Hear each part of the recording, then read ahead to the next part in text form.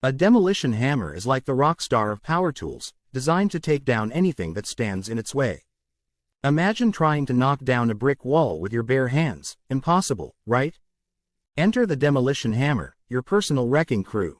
This beast of a tool packs a punch, delivering powerful blows that make short work of concrete, brick, stone, and other tough materials.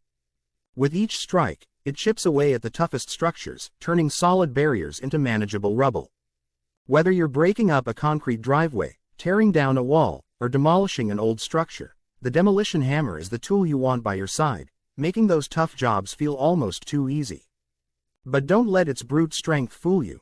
There's more to a demolition hammer than sheer force.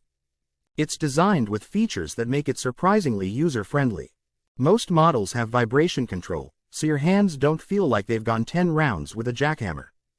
Some even have adjustable speeds and a variety of chisels, letting you fine-tune your approach depending on the material you're dealing with.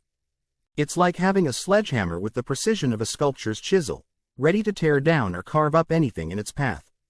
So, whether you're on a mission to remodel, renovate, or just release some pent-up energy, the demolition hammer is your go-to tool for making big things small, fast.